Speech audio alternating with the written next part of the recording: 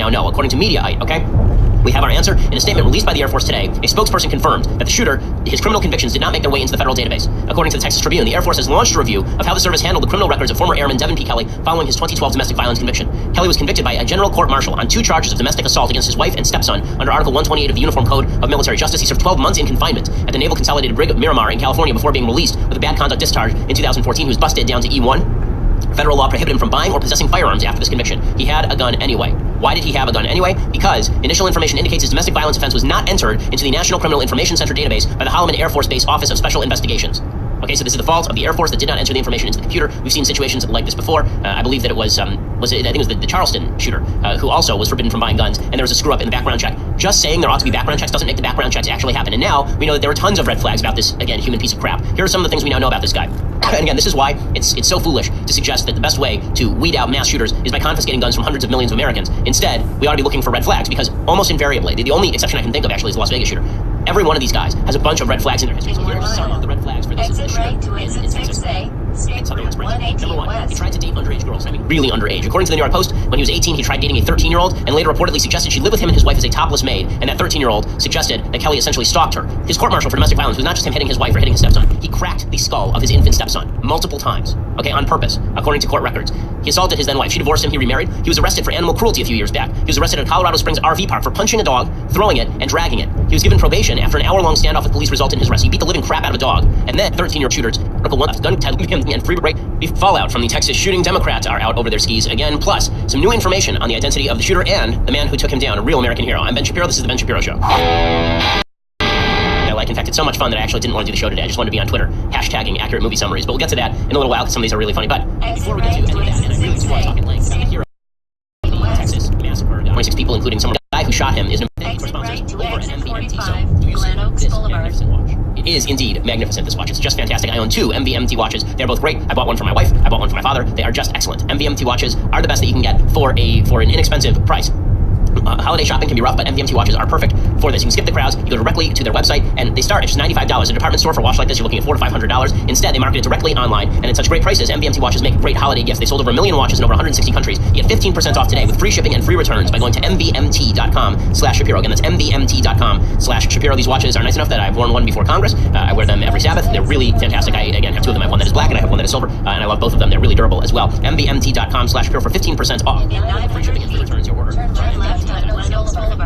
Watches. I love their gear. I also have some sunglasses from them that I really like. So mvmt.com/Shapiro. Okay, so we begin today with the update on all the information that you need to know about this awful shooting in Texas. So we now know that the reason this man had guns, the reason this piece of human debris had guns, is because the government screwed it up. So whenever you hear people talking about why the government needs more regulations, just remember, this was a government screw-up in the first place. This man was legally forbidden from owning or buying guns. Okay, he was legally forbidden from doing so. That's not stopping people like Ted Lieu, Democratic congressman from California, from legitimately walking out on a moment of silence for the victims in Congress. It's really just grandstanding. I went after him on Twitter for it.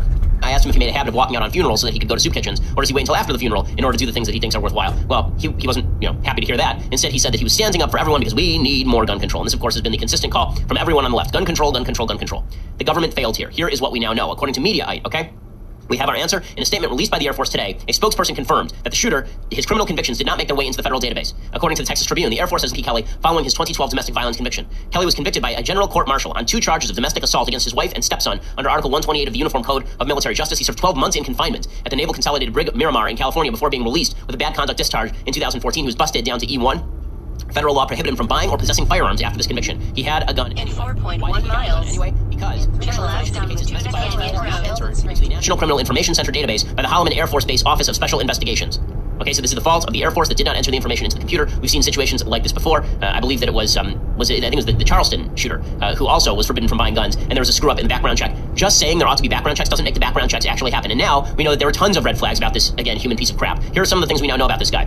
And again, this is why it's so foolish to suggest that the best way to weed out mass shooters is by confiscating guns from hundreds of millions of Americans. Instead, we ought to be looking for red flags, because almost invariably, the only exception I can think of actually is the Las Vegas shooter.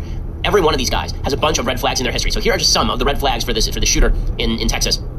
In Sutherland Springs. Number 1, he tried to date underage girls. I mean, really underage. According to the New York Post, when he was 18, he tried dating a 13-year-old and later reportedly suggested she live with him and his wife as a topless maid. And that 13-year-old suggested that Kelly essentially stalked her. His court-martial for domestic violence was not just him hitting his wife or hitting his stepson. He cracked the skull of his infant stepson multiple times. Okay, on purpose, according to court records.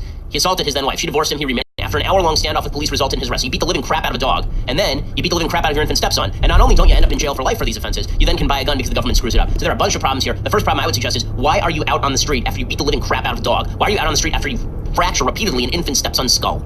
And should be in jail for attempted murder, presumably. Instead, he's out on the street. Not only that, the government fails to report his criminal activity, said the laws that are on the books don't work. Right? You saw actual people like David Frum saying yesterday, I think we should bar all mentally ill people and people with criminal convictions for domestic violence from owning guns. Good idea, David. That's been part of federal law for the last 20 years. Okay, it's already been part of it. It doesn't help if the government can't enforce. This is the problem with how the government, how people on the left like to think about gun control. The government is big and inefficient. It lets things slip through the cracks. Whether you're talking 9/11, the JFK assassination, or this shooting, they let things slip through the cracks they should have known about. And then later, we say, well, if we just passed a few more laws, that would fix it. Making a big and inefficient government bigger and more inefficient is not the way to stop these things.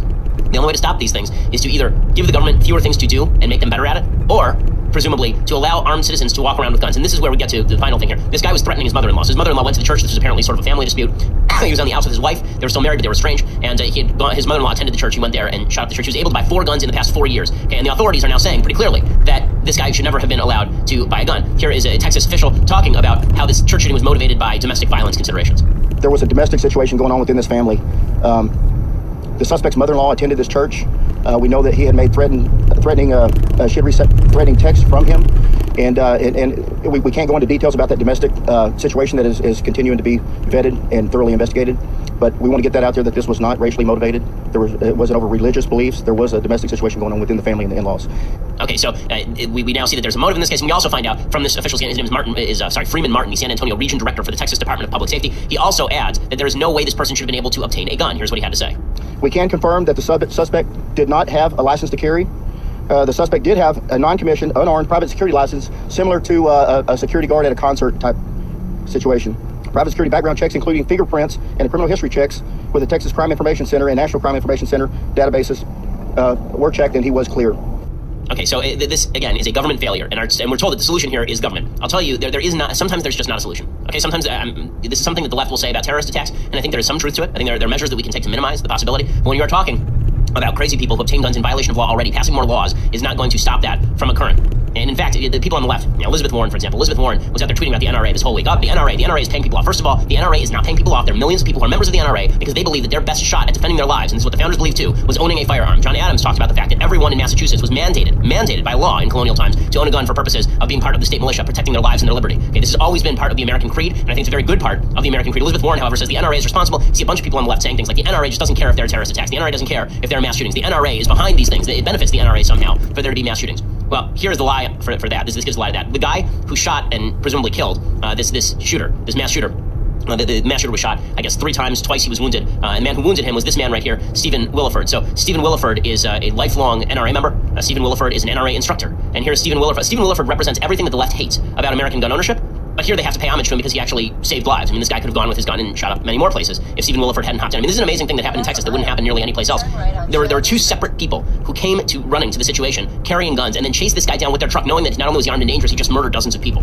That's an amazing, amazing thing. Here is one of the heroes of the story, Stephen Williford, and how it came about that he shot this evil piece of garbage on Steven Crowder's show. Every time I heard a shot, I was thinking that was assigned to someone else. Right.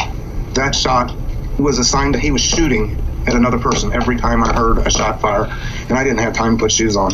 All he had for a shot for me is my head because I was behind the truck and using it for cover. Okay. And we exchanged fire, and he hit the neighbor's car's windshield, he hit the neighbor's house, and he got into the vehicle, and I fired it again. And he fired 2 more shots through his side. Well, actually, he fired 2 shots through his side window first. And I noticed the 2 distinct pistol shots coming through the sides of the window. And I fired my AR-15 again, and it took the window down. It fell. Okay. And I took another shot. And at this point, I'm shooting where his head would be. Okay, and he ended up actually shooting and wounding the guy twice, once in the leg and once in the body. He was using his own rifle, right? A rifle that the left wants to ban, the AR-15. He was using his rifle to take down this guy. This guy obtained his guns illegally. Again, for the 9th time, this guy obtained his guns illegally. What would have happened if he had the guns and Stephen Williford did not have the guns and was not an NRA instructor? He continues, again, this is the type of American that there's so many on the hardcore left who they really dislike this guy, right? He's a bitter clinger who clings to God and religion and guns, obviously, right? Exactly the kind of person that Barack Obama didn't like in 2008. Here he is explaining why he's no hero and talking about God in a way that makes the left very, very uncomfortable. I was scared to death. I was scared for me, I was scared for every one of them, and I was scared for my own family that just lived less than a block away. I'm no hero. I am not. I think my God, my Lord, protected me and gave me the skills to do what needed to be done. And I just wish I could have gotten there faster. But I didn't know. Okay, for all the people on the left who've been saying thoughts and prayers are meaningless and that none of this matters, this is what thoughts and prayers are for. Okay, thoughts and prayers are for stealing people like Stephen Williford. Thoughts and prayers, it's a religious belief that you have to cultivate your skills in order so that you can defend others. Okay, this man says he's not a hero. He is a hero. He says he was scared, but being scared is what makes him a hero, right? I mean, he was scared. He ran out there barefoot, loading his gun while he was running toward the sound of the fire. And he was not the only person who did this, by the way. He wasn't the only guy. But the fact that he's a deeply religious person, obviously, the fact that the left is not... I'm seeing a lot of folks on the left today, and it's not everyone on the left, obviously, but I think I'm seeing a lot of folks on the left today who are disparaging the thoughts and prayers stuff, and they're also suggesting, how could he be religious? This is such a honestly, teenage take on religion. How could he be religious when people in a church just got shot and killed? Okay, the problem of theodicy, the problem of how does evil exist in a world where God has providence, how does that work? This has been something that religious thinkers have been thinking about for legitimately thousands of years. Okay, this is nothing new. And religious people have come to the conclusion there are certain things, that godly duty that drove Stephen Williford. He is a hero. He did own a gun. He needed to own the gun. He was a member of the NRA. He was an NRA instructor. Okay, I keep hearing the NRA is behind these shootings. The NRA likes these shootings. Name for me now how many members of the NRA have been responsible for mass shootings? The answer is 0. The whole purpose of the NRA is to arm people like Stephen Williford, not to arm people like this piece of crap who shot up the church. And again, the law barred that guy from owning a gun. What the left wants is for the law to also bar Stephen Williford from owning a gun. How would that have gone exactly? I want to give some time to the other hero in the situation, a guy named Johnny Langerdorf, and talk about misconception of my own in a second. But first, I want to say thank you to our sponsors over at FrameBridge. So if you're looking to frame family photos, FrameBridge is the best place to do it. We use it in the Shapiro household. And what we do is we go to framebridge.com. We upload our photos from our computer directly from our Instagram feed, or if you have a physical item, we send it directly to them, and then they mail it back, framed, ready to be put on the wall. They have an expert team that will custom frame your item in days, and you can preview your photo online in any frame style. They'll deliver your finished piece directly to you or your loved ones along with a handwritten gift note. It makes a fantastic Christmas gift. In half a mile, against whatever holiday. Turn left on Laguna Canyon Road. Instead of the hundreds that you pay at a framing store for custom framing, their prices start at $39. All shipping is free. Plus, my listeners will get 15% off their first order at framebridge.com, promo code Shapiro. Again, that's framebridge.com, promo code Shapiro. And they offer a happiness guarantee, so if you don't like it, or you're not 100% satisfied, they will make it right. Again, framebridge.com, and use promo code Shapiro. This is a unique gift that makes for a terrific family gift. Again, promo code Shapiro at framebridge.com. Get 15% off your first order, and the prices are cheaper than the retail outlets anyway, so you'd want to go there anyway. Framebridge.com, promo code Shapiro. Okay, so the other hero of this story is named Johnny Langerdorf. So what happened is that Stephen Williford charged out of his house after being told by his daughter there was some shooting going on at the church. He charged out of his house barefoot with his gun, trying to load his magazine as he went, pulled it out of his gun safe because it keeps it safe like most gun owners do. He charged out and he started shooting. The shooter jumped in his car, I think it was a truck, and began driving away. And Williford flagged down Johnny Langerdorf and jumped in Langerdorf's car, and they started chasing the guy. Remember, these are civilians chasing a bad guy. And I promise you, in Los Angeles, when there's a bad guy, civilians don't chase the bad guy. They wait for the cops to come. In Texas, okay, I've lived my entire life in LA. The same thing is true in Cambridge, where I lived for 3 years. In Texas, when there's a bad guy, people understand that they may be the last dividing line between that bad guy and bad things happening. And so they hop in their car and they follow. It's one of my favorite things. There's a movie called Hell or High Water, which is kind of a fun movie. And it's one of my favorite things in that film is that there's a bank robbery, and everyone at the bank pulls out a gun, and then they all begin chasing down the bank robber. Straight for 7 minutes to That's exactly what happened in Sutherland Springs, Texas. Here is Johnny Langerdorf talking a little bit, and I believe this is his wife, talking with Anderson Cooper about whether he would have done this again if he knew that the guy was armed and dangerous. It's not surprising at all. He's a great guy, great man. He's very courageous and super humble about the whole situation, and that's just awesome. It doesn't surprise me at all. That's just the way he is. Yes. Johnny, knowing what you know now, I mean, would you do the same thing over again? I would do it 100 times over, sir. Okay, so, one of the things that I was going to say about misconceptions, look at this guy. I mean, he's got a neck tattoo. He doesn't look like he's necessarily, going to the Ivy League colleges. And it's very easy for those of us who live on the coast to look at somebody like Johnny Langerdorf, neck tattoo, and say, oh, what a hick. What a hick. This is the kind of guy, it's not everyone with a neck tattoo is Johnny Langerdorf, but not everyone without a neck tattoo is Johnny Langerdorf either. And the fact is, this guy is the guy who was on the spot and he did the right thing. Don't judge a book by its cover. And that's a good lesson to people like me who sometimes make judgments based on things like this as well. Heroism comes in a lot of different shapes and sizes, but it does share a belief system. And that belief system is that when someone has to stand between the evil and the innocent, you're the person who has to stand up and do something.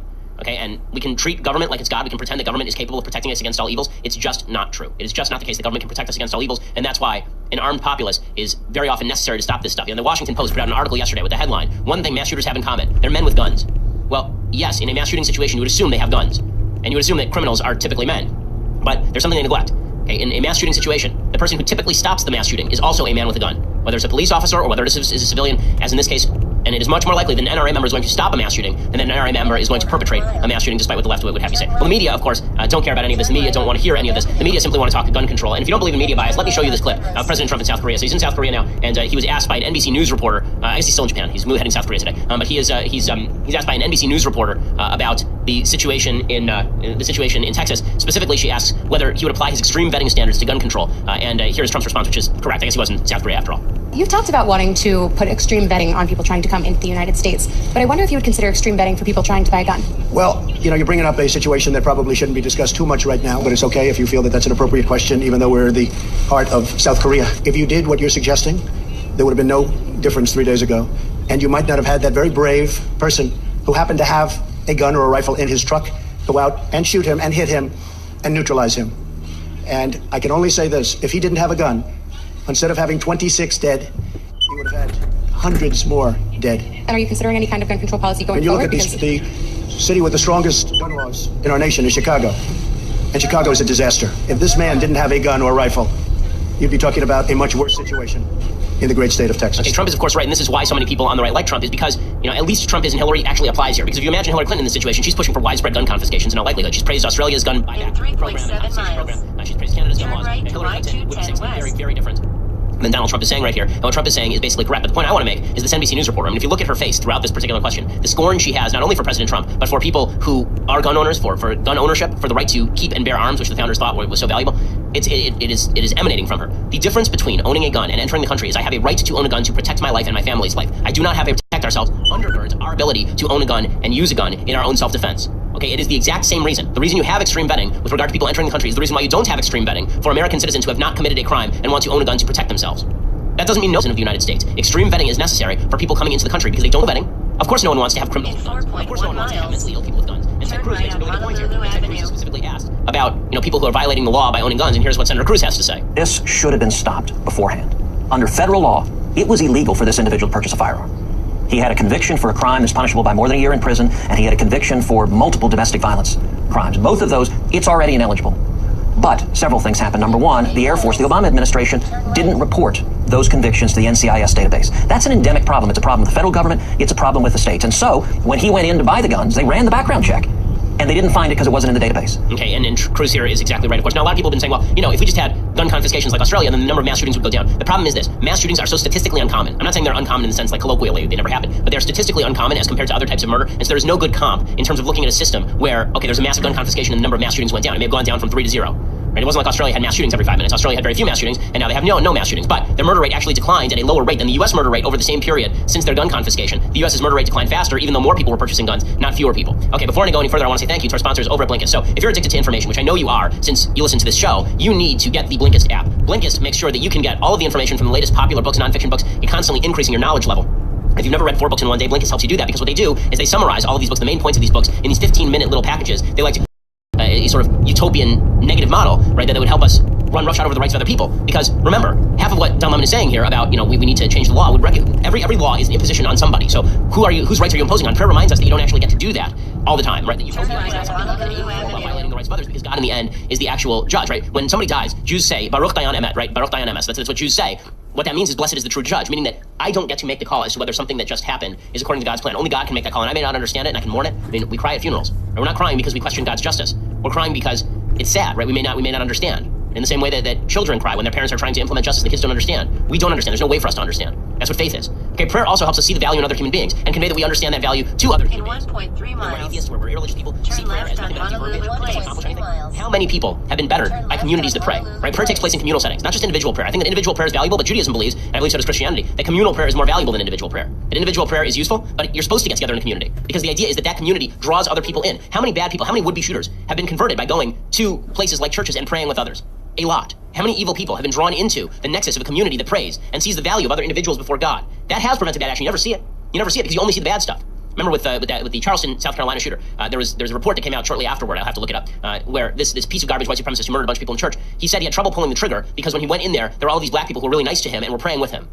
Right? He was evil enough that he was able to overcome that drop. There are a lot of people who aren't. There are a lot of people who are turned away from dark paths by communities that pray together and value one another. Prayer is valuable in a communal setting. Okay, but neither of these things has to do with what the left believes. The left believes the only thing that is actually impactful in the world is not our communities reaching out to each other, those soft kind of touches. That stuff doesn't work. Right? They don't believe that us accepting a godly justice is a worthwhile thing. We should fight against that. Right? We should be like Ahab fighting against God, trying to stab through the pasteboard mask of Moby Dick. That's what we should be doing every day.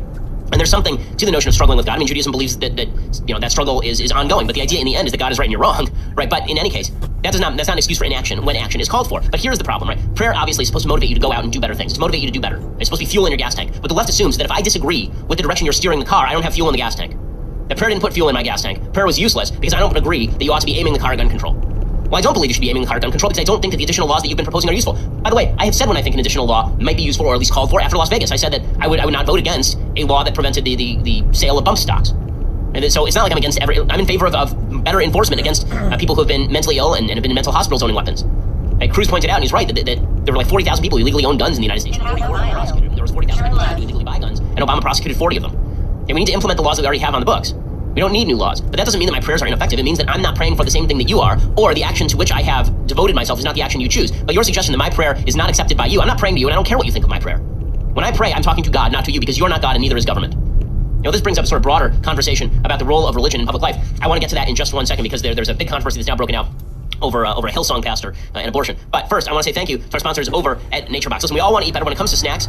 That usually means for you're hungry at the office and you grab a candy bar and you shove it down your face and now you're fat. And that's basically what it means. At the you got a bag of potato chips and a bunch of garbage snacks and you just need that quick boost of energy because 4 o'clock you're just trying to get to 5. And so you do that and now you have to work it off on the treadmill if you work it off at all. Well, that's why you need NatureBox instead of garbage food. NatureBox has over 100 snacks that taste good and are actually better for you. They're very popular around the office. Favorites around the office include the vanilla bean wafers, apparently, and they have dried mango as well, and they have coffee. Favorite around the office as well. I get favorites from everybody else in the office because not all the NatureBox snacks are kosher, but these ones are very popular around the office and I've been told they are just delicious. You're sure to find your new snack obsession over at NatureBox. And right now, they're offering my fans 50% off your first order when you go to naturebox.com/Ben. And that's naturebox.com/Ben. 50% off your first order. And they rotate these snacks all the time. The list is really, really long of these snacks, and they are all apparently really delicious. You've held nearby oatmeal, and they have salt and vinegar veggie chips. I mean, all the things that you want to snack on, that's what they do. And naturebox.com/Ben for 50% off your first order. You're going to snack at the office. We know you are. Don't get fat. Eat healthy and eat delicious. You don't have to sit there and be sad just because you're sitting there eating lima beans from the freezer. You can actually get a good snack that tastes good and is good for you. naturebox.com/Ben for 50% off your first order. Okay, so turn right to I-10. It's really funny. The left says prayers are good, but only if they're directed in our direction. Now, what people who are conservative believe, conservative religious people, is that the direction for the prayer is basically toward God, which means that you actually have to look at what God's agenda is in particular circumstances. God is not just something out there that is non-discoverable. The Bible is pretty clear about this. Right? In Deuteronomy, Moses specifically says, it is not in heaven where you can't understand it. It's down here. God, the whole purpose of having revelation is that you understand things. Now, not everyone has to believe in revelation. You don't have to believe in revelation, right? You can be skeptical of revelation. But if you say you believe in revelation, at the very least, you should be adherent to the revelation. Right? If you say you're a Bible-believing person, you should at least believe in the Bible. In the same way that if you believe in global warming, you should at least believe in global warming. Right? Whatever you're going to believe in it. Otherwise, you're a liar. Hillsong is a pastor. I don't know Hillsong particularly well, but there's a guy named Carl Lentz, apparently, who's quite popular and dresses in very odd fashion. And he was on The View wearing glasses that he apparently got from a Forever 21 and a medallion that I don't know what it represents, but he looks kind of like Marky Mark from 1991. In any case, Carl Lentz is a very popular pastor. Maybe he's great. I don't know. But what he said here was not great, right, on The View. So he's on The View, and he is asked about abortion, saying abortion is sinful. And here is his answer. This is where religion does fail. Okay, religion doesn't fail just because you don't support gun control. Religion does fail if your Bible says abortion is bad, and then you give this answer.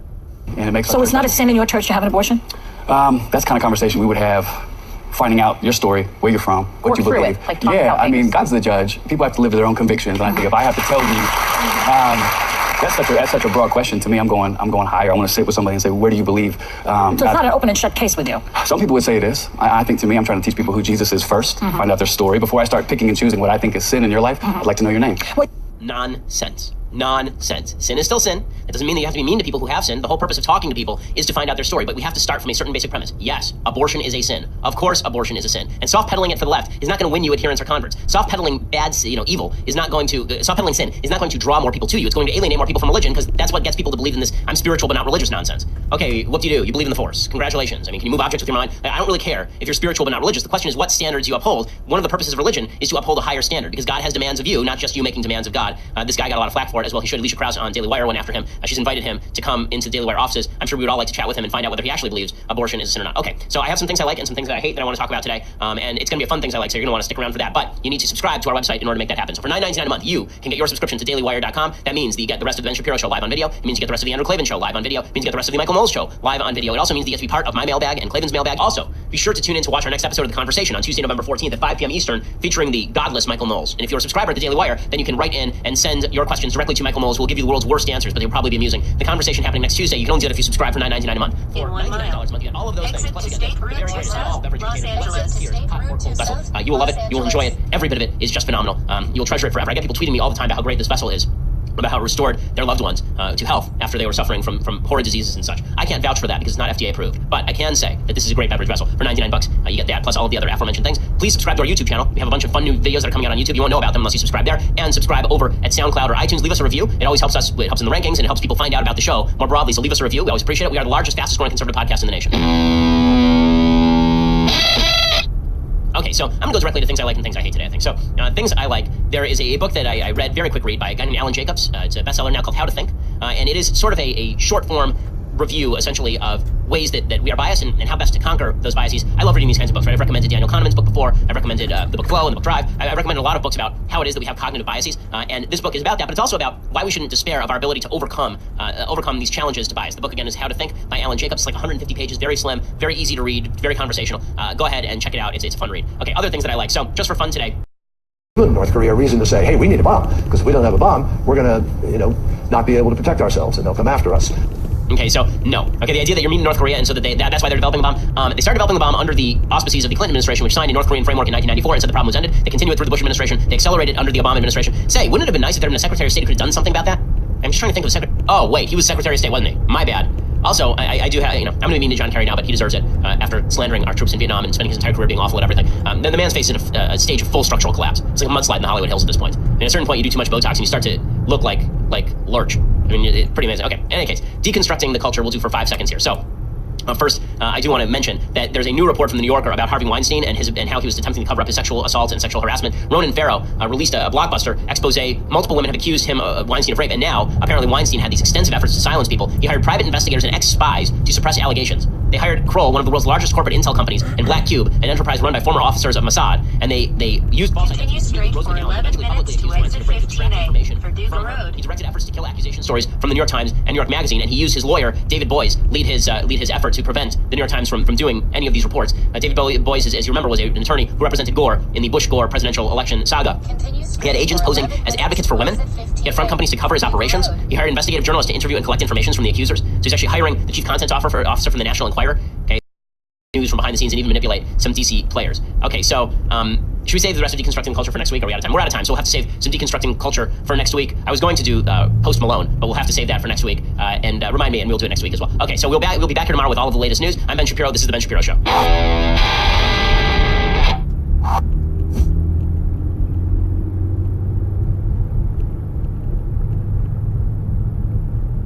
At the UPS store, we know small business owners don't get to take days off. So if you need help with shipping this upcoming holiday, we'll be...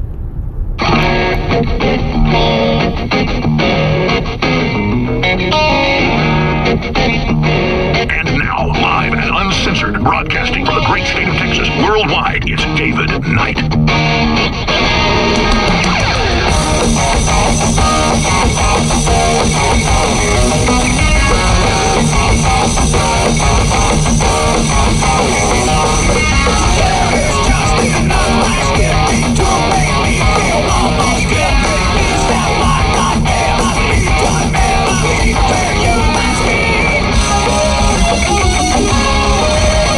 All right, welcome to the Real News. I'm David Knight, and it is Tuesday, November the 7th, 2017. We're going to take a look today at information that has come out about this shooting. And of course, there's a lot of back and forth about gun control.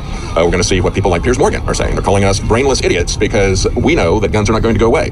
That we know that we have to do something to protect people. That's why I spent so much time yesterday talking about a previous mass shooting in a church in South Africa. A long time ago, actually. It was when there was the back and forth going on with Nelson Mandela, the ANC. So it was back in the 90s, I believe, that it happened. But the man who was there wrote a book because he wanted people to understand how important it is that you exercise your right because you have a duty to protect people. So we're going to talk about that. We're going to talk about the disinformation that is being put out by CNN about this. Writing a long article, for instance, about how wicked this gun is. It is a military device that this guy used, so forth and so on. Well, as we explained yesterday, and we had... this is something I don't think has still been picked up by other people. We talked to Mark Collins, a former pastor of that church, and he gave us a lot of information. One of the things that has still not been picked up by mainstream media is the fact that the hero who stopped this was using exactly the same weapon. Exactly the same weapon. And that's not something that they want you to hear about. And as a matter of fact, I was eating dinner last night with my family at kind of a fast food Chinese place where they had CNN on the television set, and I've got to get some kind of remote control where I can change that when I go into these places like pizza parlors or fast food Chinese places. But we sat there and just watched in fascination as they continued to push gun control and continued to talk about the killer, never talking about the heroes, never talking about the guys who save lives. We're going to have some clips from them. We're also going to talk about the fact that we have a Democrat in congressional hearings pushing Twitter and others to censor InfoWars by name. How do you stop this, he says. Why did you take so long to take this down after they came back and said, well, we did shut that down. We did pull that down. So they admitted that they are curating the tweets. And of course, we heard this a couple of weeks ago when Twitter admitted that it was giving in-kind contributions. They didn't call it that. We should call it that. And we should say, by the way, you did not report your in-kind contributions when you covered for Hillary and the Democrats, when you deleted half of the hashtag DNC leaks the tweets. They said there was over 500,000 tweets out there about that subject. But don't worry, we shut down half of those so that people can share that information. Because Hillary didn't want you to see what was leaked out of the DNC. That's the whole reason they came up with the phony Russian narrative. And we've explained over and over again. William Binney, former technical head of the NSA, said it was not possible. A former UK ambassador who gave the information to WikiLeaks said, I went there to pick it up from an inside whistleblower. And this last week, we had not one, but 2 memos leaked internally, giving information about the DNC. So is it a wild-eyed conspiracy theory to say that it was an internal leak by people who were upset about the fact that Hillary Clinton had bought out the DNC? The nomination was bought and paid for with criminal money from Hillary, who should be locked up. But they don't want you to see that. And Twitter worked with them to make sure that you don't see that. So stay with us. We've got a lot of news coming up. Some very dangerous things happening in Saudi Arabia as well. Hope we'll have time to get to that. I'm David Knight. Stay with us. We'll be right back. My fellow freedom lovers, Alex Jones here with a very important message. Secret 12. November for this video. So we're going to put you in timeout for 3 hours or something like that. But you have to understand, as we're talking about this, what is truly behind this? I saw some comments and somebody said, LOL, looking at David Knight and Roger Stone talking about government censoring private companies. If you think that's what this is about, you really don't understand what's going on. As I've mentioned before, I've been with a third party, Libertarian Party, back in the days when it was Libertarian, and we went through all kinds of hoops to get on the ballot. But we could never get into the debates. Why? Because the debates were moderated by a private organization. And so the government didn't want us to participate in the electoral process. They used every game that they could. They made us do all kinds of things, jump through all kinds of hoops that the Republicans and Democrats did not have to do. And then when we did all of that and went above and beyond, they said, well, we're still not going to let you participate in the debate, and there's nothing you can do about it because this is a private company. And so the calls for regulations of these de facto monopolies is about the fact that the government is using this as a beard. So the government doesn't actually have to come out and do censorship like they do in China. Make no mistake about it. If they didn't have these front companies, if they didn't have these crony capitalist companies that have been started and funded by venture capital from the CIA and other groups, like they did with Twitter and Google, if they didn't have these front companies to do it for them, they would do it. They would do it just like the Chinese do it, because it is too dangerous for them to have free speech. But it's very convenient for them to use the veneer of a private company to enforce censorship. That's why it is so absurd to see them defend the idea that they're going to shut down a small baker or small photographer because they don't want to participate in a gay marriage because they're religiously offended by that. And yet allow these de facto monopolies to shut down free speech. You can go to another baker, you can go to another photographer, but you can't go to another Twitter or YouTube or Google, or you can't go to other search engines. But still, they are going to exercise this censorship on all of these social media accounts. Let's play this clip. This is the back and forth between a Democrat congressman and his name is Mike Quigley from Illinois, and he's talking to a Twitter executive. Here's that conversation. In 1 mile. Content for a second. Sometimes these fake accounts are pulled down, but the fake story takes the false claims of widespread voter fraud, for example, generated by these accounts, have spread thousands of times, often picked up by legitimate news accounts. What do you do to flag that? What do you sense is your responsibility? Before any of you answer, let me just notice this, that if we're asking is, are we still in this situation? As of just a short time ago, and I'm talking about when this meeting started, on Twitter, if you clicked on the hashtag NYC terrorist attack, which is, quote, trending, marked with a red button saying, quote, live, the top tweet links to an InfoWars story with the headline, Imam, I warned de Blasio about New York City terror. He was too busy bashing Trump. This is a real-time example of when we talk about this information being weaponized. How quickly can you act, and what's your responsibility to set the record straight so that the people who saw this know that it's fake news, and at least at some point in time it can't keep spreading like some sort of virus through the legitimate world? That's something we're thinking about all the time, because it's a bad user experience, and we don't want to be known as a platform for that. And in your example, for instance, the system self-corrected. That shouldn't be the first tweet you see anymore. It should be a USA article. The last time hold it right there. Okay. The system self-corrected. So they've already got algorithms in. They've already admitted that they covered up for Hillary Clinton and the Democrat Party by shutting down half of the 500,000 tweets about DNC leaks. They had a hashtag, DNC leaks. They shut down half of those tweets. The system automatically corrected for that because they don't want you to and toxins. This natural lotion can by Emmerich detoxification with notice the difference. We've just been talking about the fact that a Democrat senator from Illinois, Quigley, is talking to his quisling, saying you got to shut down InfoWars on Twitter. So this is a real-time example. When we see a trending hashtag about a story from InfoWars, this is a real-time example about information being weaponized. Yeah, that's why we call it the information war. Truth is a weapon. And they don't want you to hear this. They simply want to censor everything. We see that every time they show up. This is the tactic of the left. They will not debate you. They will try to shut you down and censor you. And of course, there's economic censorship as well. That's why we have the products that we sell directly. They try to block us from accepting ads, from putting our ads about our products on other websites. They try to block us and others from monetizing on YouTube. You've seen this happen to many, many people on YouTube. Even Ron Paul, as Julian Assange said, it is economic censorship. And as we look at the fact that they have shut down half of the tweets about DNC leaks. They did that right after that happened to make sure that you didn't get the real information. That all you did was you looked at their diversion, their Russian red herring. It's like, oh, Russians have, oh, gee, that's don't look at the information about how Hillary bought the nomination. Don't look at that. We're going to shut down those tweets. So since they shut down half of those tweets, I'll tell you about some of the products that we have that fund the InfoWar that we put on 50% discount, same as the number of tweets that they shut down on the DNC leaks. We got 50% off of Winter Sun, our vitamin D supplement. We've got 50% off Silver Bullet, our colloidal silver, and we have 50% off Anthroplex. So those are some of the products that we have matched the censorship of Twitter on. You can get 50% off of those products. Do something for your health, for your family's health. Do something to keep free speech alive, and we'll match these popular products with a discount. Just